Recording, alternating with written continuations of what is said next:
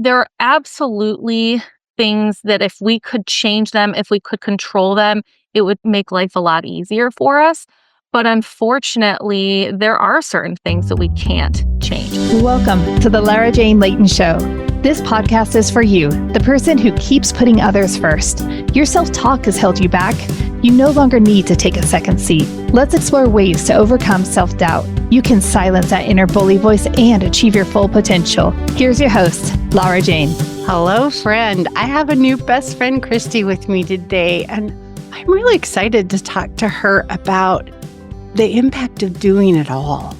You know, we wear our work hat, we wear our wife hat, we wear our friend hat, we wear our mom hat, we wear all these different hats, and we're going and going, and the daughter hat and the cousin hat, and you just have so many hats and so many things we need to do. And all of that impacts our emotions and how we're doing. And sometimes we don't even have time for the me hat. I think mine was really lost in the back of the closet for a really long time. And how do we get that hat back out of the closet and start using it?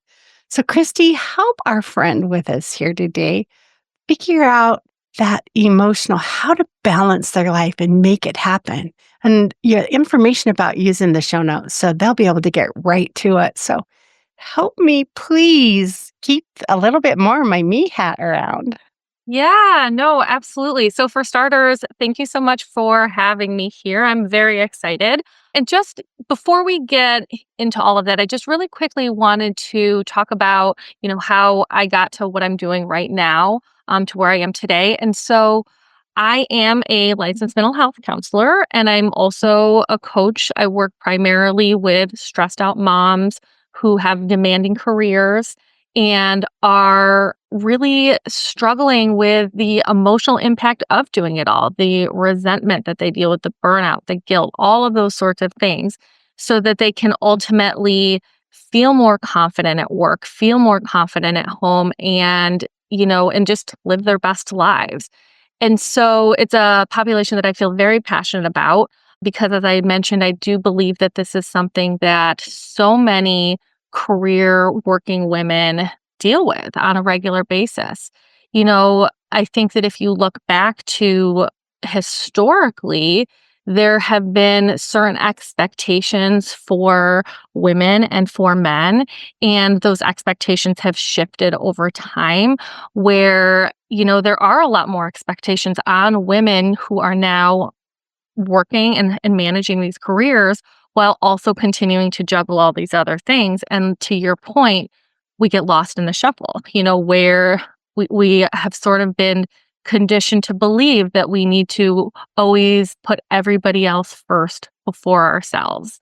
And then we come last. So I'm very excited to talk about that today. Talk to me about being okay with not doing it all. At one point, I remember traveling and coming home, and, this wasn't bad, but it wasn't normal. It was a little out of array, or maybe a week's worth of dishes to do. And you guys go, oh, why do I travel? I can't be here and be gone at the same time. And how do I balance this? And I come up with this cute little secret of I'd hire someone to show up the day before I was coming. The day I was coming home, I was in the air. You're going to clean my house. And so it gave it so I wasn't angry at the family for not doing everything. I wasn't angry at the office for sending me away all the time.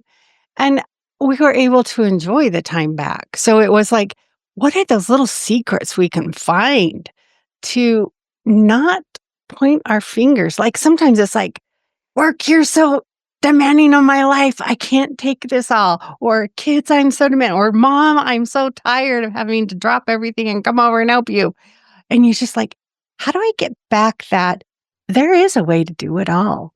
But I told my kids once, I might not be the one that comes over and helps you clean, but I'll hire someone to do it and we can go play. Mhm.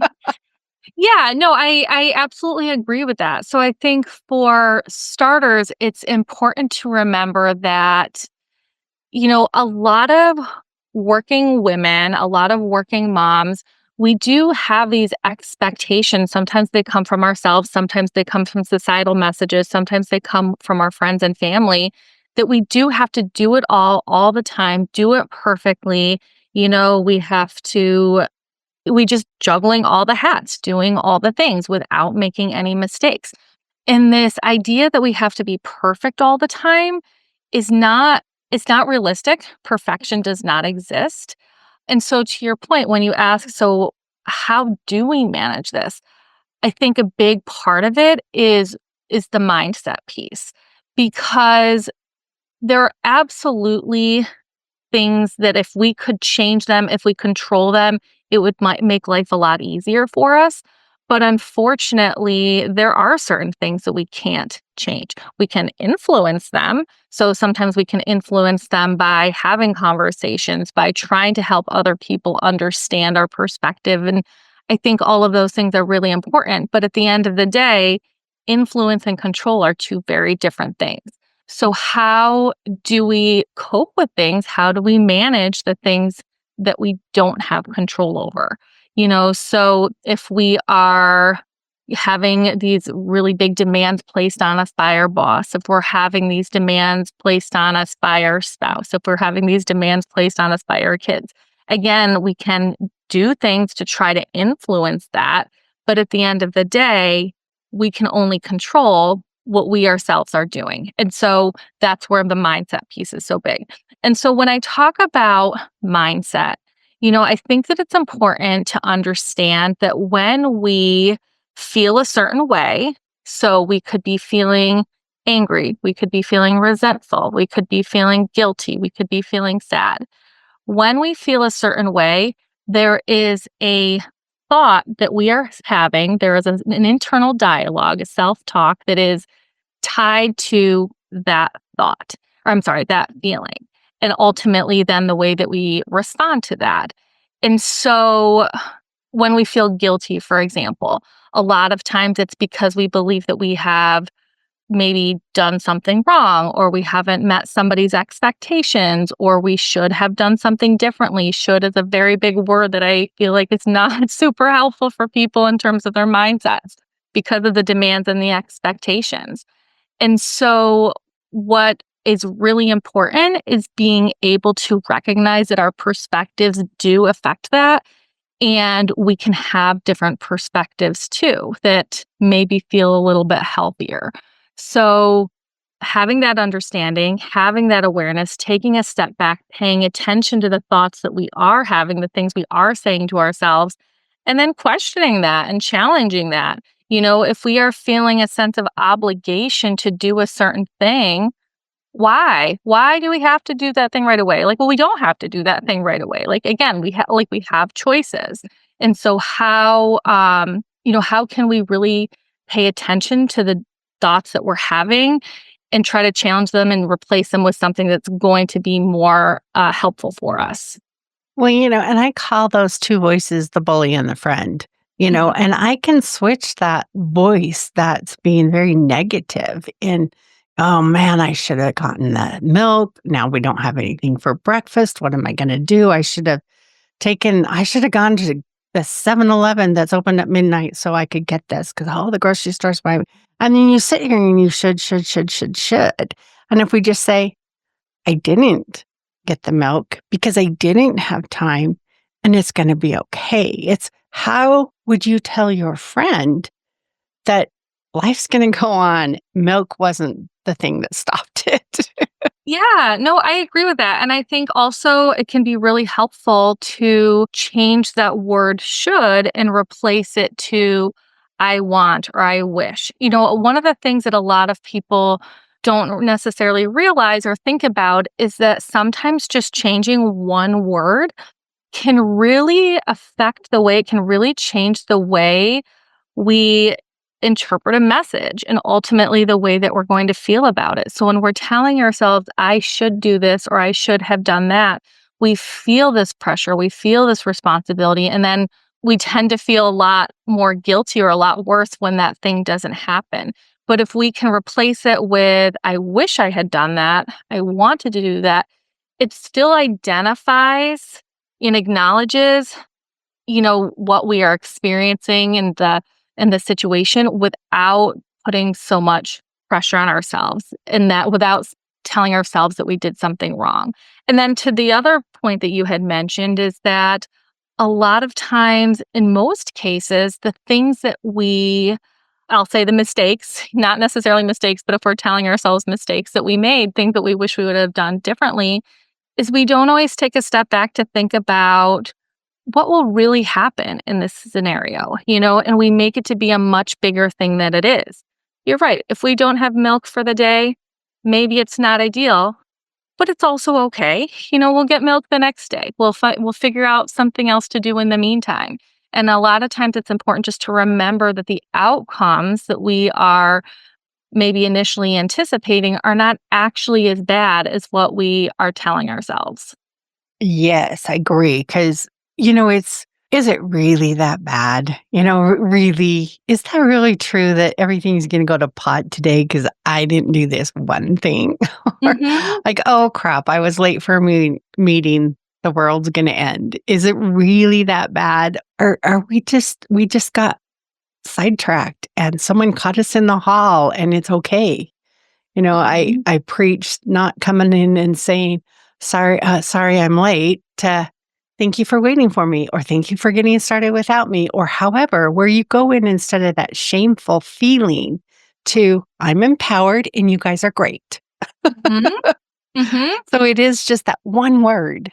Yeah, no, absolutely. And I think that that shows up in all different scenarios too, So I had used the example of should versus want, but I think also using words like extreme language can sometimes affect us negatively. So if we're using words like always and never, when they're not actually always and never, sometimes. So if we were to say something to ourselves along the lines of, I'm never getting home on time to do these things. I'm never, taking care of the responsibilities I need to take care of.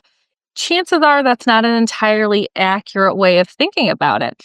But the thing is that our brains believe the things that we tell ourselves sincerely. And so when we use that extreme language, we are going to respond and we're going to have an emotional response as if that language is the truth. Yes, our brain believes what we say. And if it's, I never am on time, you're going to more likely be late more often. If you say, oh, something came up this time and I'm late, you're not always. Or this week's been one of those weeks where things has come up and I've been late for more than the normal amount. But I bet 100% of us have not always been late. Yeah, no, absolutely. And then, of course, the question is then if that's the language that we're using, what is the emotional impact of that? Is it causing us to feel less than? Is it causing us to feel like we're not doing as good a job as, again, we should be? There's that should word with that expectation, and that can lead us to having some thoughts of self doubt.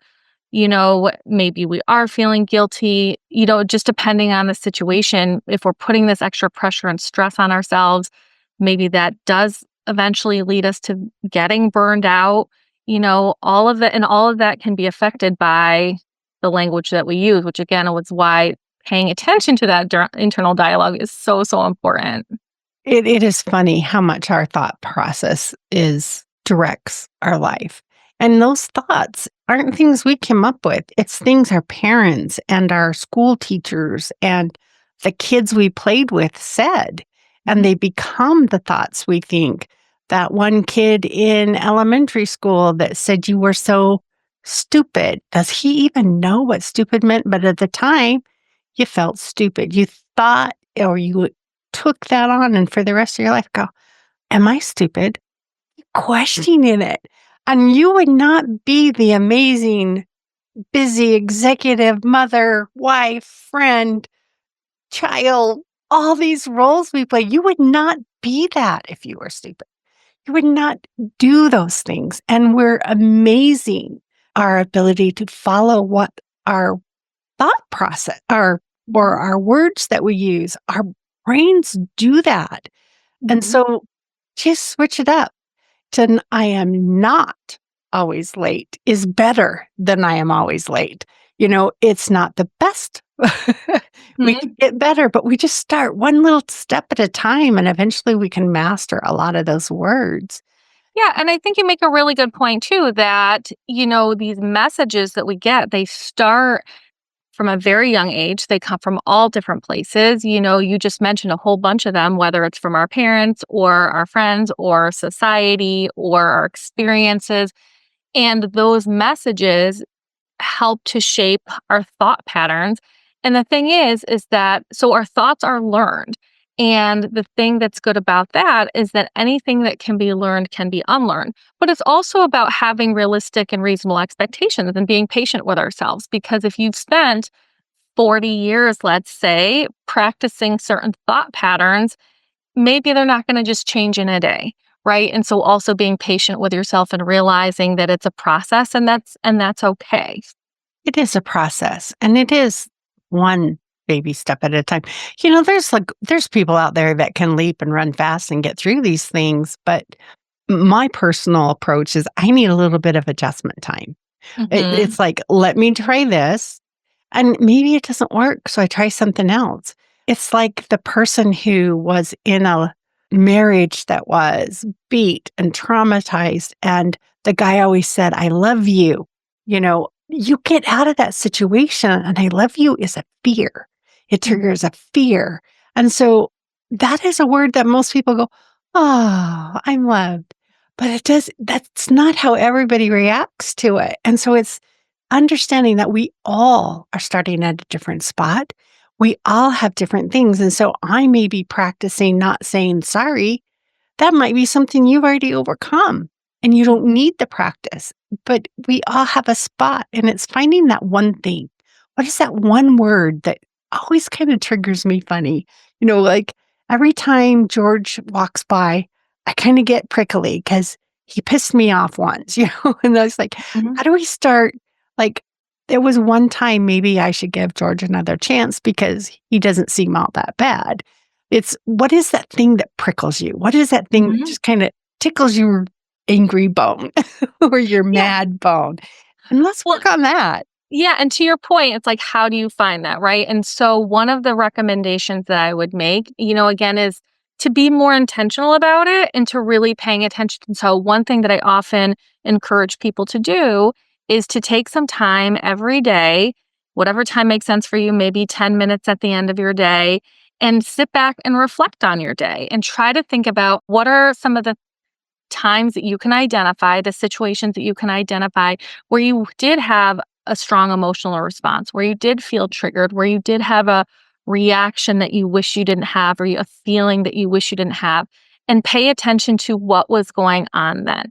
So, what was the situation? What were my thoughts about the situation at the time? And then again, what was the response, both the emotional response and also how I responded?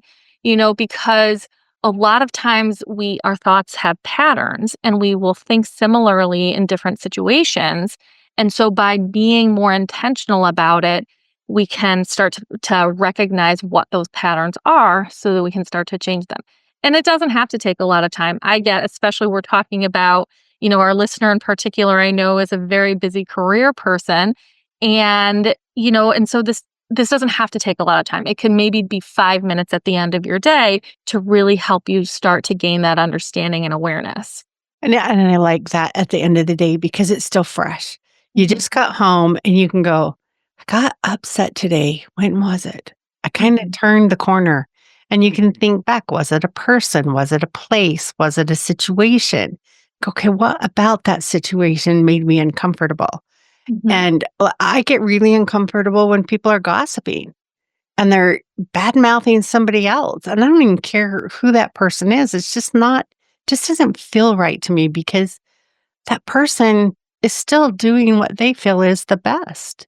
And I get prickly, I get frustrated. And at times when I've tried to defend the person, you kind of get shot down. And so it's what is that thing? What is that one thing that you feel that mhm, and at the end of the day is easier to identify it or even right then, write it down. Like you mhm. got it. I know you have sticky notes by your computer. I just Mhm. got prickly. Or your cell phone, just pull out your cell phone, make yourself a quick note, so you can come back to it later. But again, just that idea of being very intentional because to your point, it's not going to be the same for everybody. People have different starting points, people have different experiences. You might have one person who really is feeling bothered and prickly about, the gossip of somebody else, where maybe somebody else isn't as bothered by that. Oh, yeah, they love it. Yeah, absolutely. Yes. So just something again, it only takes a couple minutes, but something that can really help us to start to gain that awareness because once we have that awareness, that's when we can start to really sort of challenge those thoughts and try to understand better, but why? Why am I feeling that way and how can I maybe think about this differently so that I'm living so that I'm feeling more content with everything. Or at least in control and controlling of yourself, not all the situations. We can't do that. There's nothing Mhm. external to us that we can control other than maybe the light switch in your room, some of these mechanical things. But people and situations, not going to happen, but we can control our response. Well, and I also think, it's important when you talk about control. This is something that I really hear come up a lot for people. It can really leave people feeling, very anxious, very stressed when they're not in control, which, the reality is that sometimes when we're able to recognize it and accept it, we don't have to like the things in order to accept them. But when we are able to accept the things that we're not able to control, it makes it easier for us to cope with them. And going back to what I had said before, it's also important to recognize that there is a difference between influencing and controlling things. So if you were to look at, say, a student in school. They can study, study, study and influence their grades, but they don't control the grades. The teacher decides the grade, right? And so, how does that affect us as adults in our careers, in our home lives? What are some of the things that maybe we can influence? So, maybe we're establishing boundaries, maybe we're asserting ourselves, maybe we're having those conversations, maybe we're trying to help our partner understand. But then the change has to come from them because it's not in my control. I really like this conversation about control versus influence because I think it's really important for us to really understand. So I'd like to take a quick break, get a word from our sponsor, come back and kind of balance that a little bit more, talk a little bit more in detail about this because what is the difference? We'll be right Mhm. back. Okay, sounds great. Hey, since I rarely have openings in my coaching schedule, I have a new resource out there on my website. It is called the BFF Coaching Network. And I have offered a spot there for any coach that has been on this show to list their coaching. You can go out there, you can listen to their episodes, you can feel a little bit about them, and then choose a coach that will work for you. So LauraJaneLayton.com, the BFF Coaching Network. Okay. Help me understand this because I can influence, which would be, hey, kids, do the dishes. Or I can control and I can sit behind them and wiggle their hands and make them do the dishes. And then nobody wants to do that. So, Mhm. how do we balance that? It's allowing things not to be your way, but influence it. I remember telling my kids, clean your room. To whose standards? Yours or dad's? Mine Mhm. this time. Because it was always a little looser than Mhm. it's like, what is that? Mhm. Well, and I would challenge that and say that maybe that's something you don't have control of. When you say, "Well, I can do this and ultimately make them clean their room," they could say no. They could Oh, kick yeah. and scream and throw a tantrum and not clean their rooms. But you're able to influence those decisions by encouraging them, whether it's, giving them rewards, giving them consequences, however you choose to hold them accountable for certain things. But at the end of the day, they're making those choices based on how badly do they want to avoid that consequence? How badly do they want that reward? And so I think at the end of the day, we actually have control over very, very little, except for the decisions that we are personally making. And well, let's talk about raises. Let's talk about job promotions. Let's talk about those things that we work our butts for. It's great to feel recognized. And For a long time, the only thing that I felt successful with was making money and having a good title. That was important because somebody told me once I would never graduate from high school. I'd be lucky, just to get that far in life. And so to me, they never said you're not going to have kids. They never said you're not gonna, these other things were just incidental. So to me, to prove I was good enough, Mhm. those meant a lot. And when you get overlooked for a promotion, you go, what did I do wrong? What do I need to change? And so those are the things you have control over, but not who Mhm. gets promoted. You can influence who gets promoted by doing some of those things. And I think that that can be a really challenging thing for a lot of people because the reality is that not everybody who is most qualified gets the promotion. Not everybody who does the best job gets the raise, and that can be a really, really difficult thing for a lot of people, understandably, because we want to feel like we are being rewarded and acknowledged and valued for the hard work that we are putting into our jobs and careers. And so that's where then I would encourage people to take a step back and think about their values, right? So try to get a better understanding of why this feels important, especially important to you, and again, what are some things that you can do to influence it, and then recognize where your choices lie. Because to your point, people don't have to do anything, right? They do make choices. And so if is feeling really, really upsetting that you are being overlooked for a promotion or a raise, and that's something that is especially important to you, then do you have choices to explore other career opportunities? Do you have a choice? You know what I mean? And that's not to say you have to leave your job, but it's always important for us to be in tune with our why, our Mhm. value, and what are the reasons why we make the decisions that we do. And so control. It is the things trying to come up. I could look up Google and I could tell you the actual definition, but is the things that you can change.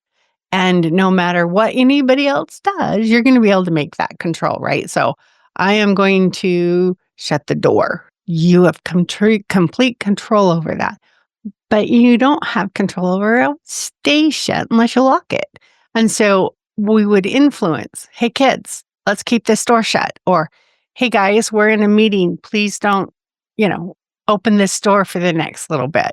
So you can influence that. People are still going to be able to change that.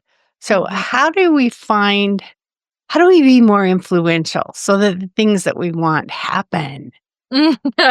That's a great question. So I think in order to be more influential, it's important to try to see things from the other perspective, try to understand the person that you're trying to influence, and really try to speak to the things that they find important, the things that they find valuable. So if you are talking to a boss, let's say, and trying to influence a raise, maybe you are not speaking to this person on their emotional side, and trying to get their empathy. Maybe you are, it depends on the boss. Maybe instead you're making the argument of why you're valuable and how it's going to make them more money at the end of the day. Right. So it's really understanding what feels important to them and then speaking to that. So when you had used the example before about getting your kids to clean their room, well, if you offer them some sort of a reward or, tell them that there's going to be a consequence, but they don't care about those things, it's not going to be a very good motivator. It's not going to influence them. You really have to find the things that are important to them. I think you said understanding why. Hmm. And I'm going to go back to high school. And I was working at Kentucky Fried Chicken. And the boss kept putting me on the window. I got the window all the time. And these new people would come in and they'd learn how to make rolls and they'd learn how to do this and they'd learn how to do that. And I was always so jealous. I didn't get anything but the window.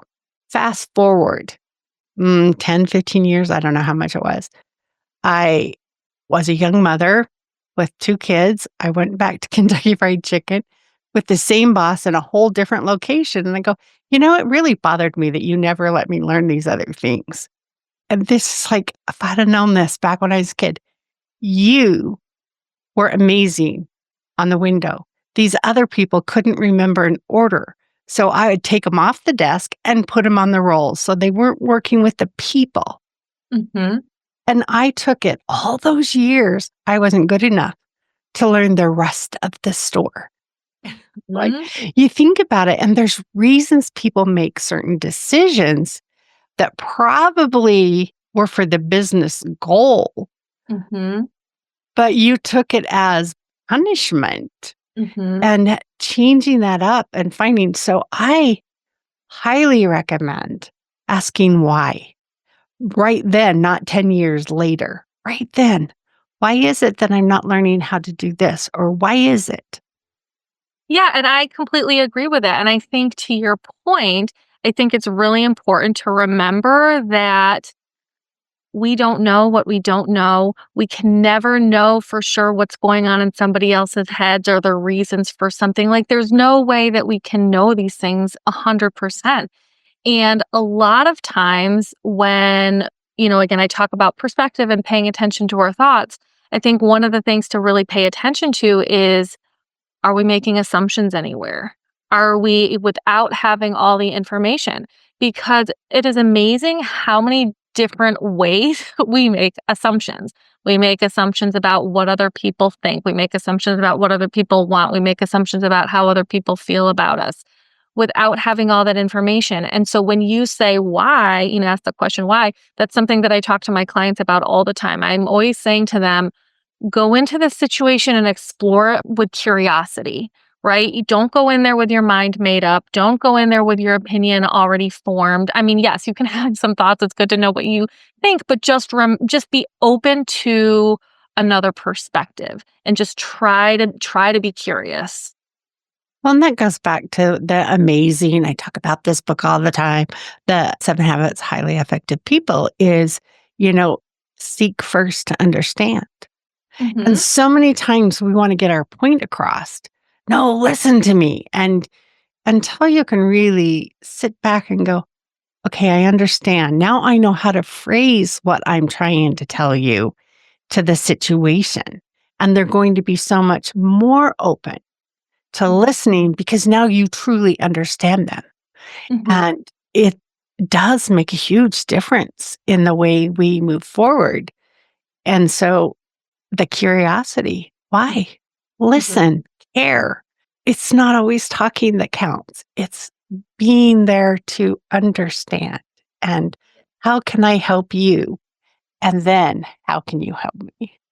Yeah, and you're also bringing up a really good point about communication, which is that, when we talk about communication, one of the things that we talk about a lot is about assertiveness and, different communication styles and things like that. But so often the focus is on the speaking. And a lot of times we forget that there's another side to it, and it is the listening and the understanding. And there are skills and strategies around that too that can also be learned. But to your point, it's really important to come in, try to be understanding, try to really hear what the other person is saying. One, you might be surprised, it might shift your own perspective, but then it also can help them feel more comfortable and more willing to work with you to make any sort of changes you're looking for, those sorts of things, give you the information that you're asking about, like those kinds of things. It is discovery. Discovery is amazing. Be the detective. Be that person who wants to know the details. And not every minor, you don't have to know it all, but enough to understand where they're coming from. Hmm. If someone's afraid of men and you don't know that they were raped 3 years ago and Hmm. they get kind of scared every time they walk around one. Once you understand that, you can support it. Hmm. Until then, you just think they're weird. Hmm. So it's such a big, big thing. And, we started talking about the emotional impact of doing it all. Hmm. And, we've been all over the place, but this is it. Hmm. It's the stress. It's the I'm not good enough. And Hmm. until we can say, in this situation, I'm good enough. In this situation, I'm good enough. I'm going to work on this one. Hmm. And it's okay to not do it all. Hire it out, you know, Hmm. get some help. It's okay. And So it's like my favorite thing is it's okay. I talk myself through things that are, and I'm stressed. It's okay. It's okay. It's okay. I'm still Mhm, alive. I've made it through this before. I can do it again. And it's okay. And mhm, that's my way. That doesn't mean it has to be anybody else's way, but those are the words I use for me and mm, breathe through it. mhm. Well, Yeah. what is that? If we are doing it all and we are burnt out and we can hardly move, how do we learn to not do it all? So that is a great question that I'm sure I could probably spend Another 3 days talking hours. about. So very simply put, a lot of times people talk about these metaphors. My cup is overflowing, my plate is too full, things like that. And what do I do about that? And so, in a very oversimplified response, I say you either have to figure out how to make your plate bigger or you take things off your plate, right? And so, when you talk about taking things off your plate, that's strategies for, are you going to hire out? Are you going to delegate? Are you going to prioritize? Are you going to decide just this doesn't need to be done at all? Right. So there are strategies for that. And then in terms of how do I make my plate bigger? How do I put myself in a position to handle more? That's where I think the mindset piece comes in. That's where I think the self-care comes in, really taking time every day or as regularly as we can to do those things so that we feel energized and recharged, even if it's only a couple minutes, because those are going to be those things that even if our situation doesn't change, even if we still have all this work to do and all these roles to juggle, we're going to be physically, mentally, emotionally in a better place to manage it when we are making those efforts and taking those steps to take care of ourselves. I think this was also Stephen Covey, but I'm not sure. But he said, don't control your schedule. No, don't prioritize your schedule.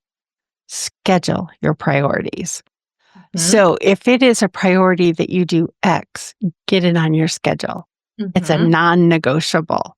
mhm, Get those things that are your priorities on your schedule, and the lower things can just come later. It's mhm. okay. But make sure you will feel so much more empowered and feel like you're doing it all if your priorities are not the ones that are slipping. Yes, absolutely. And also remembering, to your point, the things that are further down our priority list, maybe those are things that don't need to be done at all. When we're putting this pressure on ourselves, or they can be delegated to somebody else. When we're putting our pressure on ourselves to do all these things, do we really have to do everything? And do we have to do it all in this moment? No, probably not. So, what are the things that are most important? What are the things that are most urgent and time sensitive? And really focus on those things. This has been a great conversation. We all have our different way. We all have a different way. So try it. See if it helps. If not, try another thing. We can keep trying. We don't have to settle because nothing works. Something Mm-hmm, will work. So, mm-hmm, Christine, tell our friend a little bit about yourself, how to get a hold of you, and then what is that one thing we can do right now to help us mm-hmm. make it through this week? Yes. So as I mentioned a little earlier, at the beginning of our conversation, I am a licensed mental health counselor in New York State. I am also a coach for moms, and I particularly work with stressed out moms with demanding careers to overcome these things that we've been talking about today, the burnout, the resentment, the guilt, all of those things. And so people can find me on my website. So it's ChristiGmyrCoaching.com. That's my coaching website. I also have a Facebook group that I run, a free Facebook group that I invite people into, that I would welcome you to join, where I provide weekly live trainings and a lot of free resources, to really help with these challenges. And the name of that group is called Thrive as a Career Driven Mom. And then in terms of your other question, what is one final thing that, our listener can do today, is I really would encourage you, you had talked about priorities, and because we can't fit everything. So, what I would encourage you to do is think about your 24-hour day. We all get 24 hours in a day. That's the same for everybody. And just really think about how are you using that time and what is maybe one thing that you feel like you would really like to be able to do more of, something that's for yourself that's going to help you energize and recharge, and see where in your day you could put that over something else that's not as much of a priority. So where can you maybe move something or take something out so that you can fit that one thing in? And really just work on that one small goal and then go from there. I love it. Add the goal to your schedule. If it takes 5 days, put it all 5 days. If it takes Mhm. one, do one. But I used to schedule a stand up on my task list so it would pop up because I would get so busy doing stuff that I forget to stand up. And it's like, just stand up. You don't have to do anything else. You can go somewhere else if you want, but just stand up. Yes, absolutely. And it took 2 seconds and I was on to the next thing. But it was funny how different life is when you can just get that 1 second in when you just forget.